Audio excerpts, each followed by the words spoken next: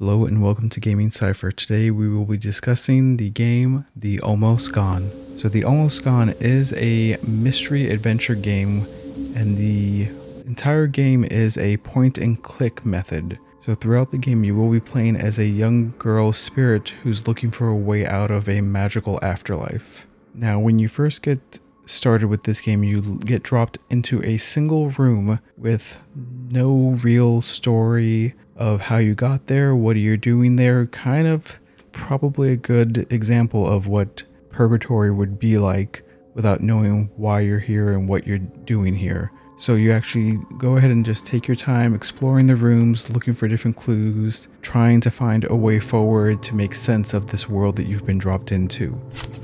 There is a couple things in regards to this game that are extremely impressive. That the graphics are fantastic, the animation is just extremely impressive, and the puzzles, once you actually figure them out, are definitely a brain teaser. There are a couple things that kind of threw me off though, that when you're going from room to room or just different locations, you literally switch screens to an entirely different location, which is fine, but since you can spin the environment and click on different arrows to move throughout different parts of the current map that you're on, it is easy to get lost if you don't have a great sense of direction. That I thought if they had added a map at the top so that each time you find a room you get to kind of expand the map, not necessarily giving details of everything in that room, just more of a marker so you could know where you're navigating to. That you often can find yourself going in circles if you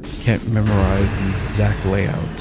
So that is a minor thing that is kind of thought would be helpful, that when you first get dropped in, that I don't know if this was intentional, you really don't get much of a story at the beginning to let you know what's going on, which probably does add to the effect of trying to find your way out of the afterlife. But it is an interesting game, that the puzzles do stimulate your brain, and if you are looking for a game that truly forces you to study everything in the environment and figure out how stuff works out and just pretty much a mystery, this is a game for you. If you're looking for something that kind of has a little bit of a narrative that gives you a little bit of a hint to point you in the right direction so you can solve puzzles and adjust to the environment, this one might be a little hard. That it definitely does stimulate the brain. But overall, I think it is a impressive game as a mystery game. I'd have to give it a 6 out of 10 just because there are a couple elements that can throw you off and be a little discouraging.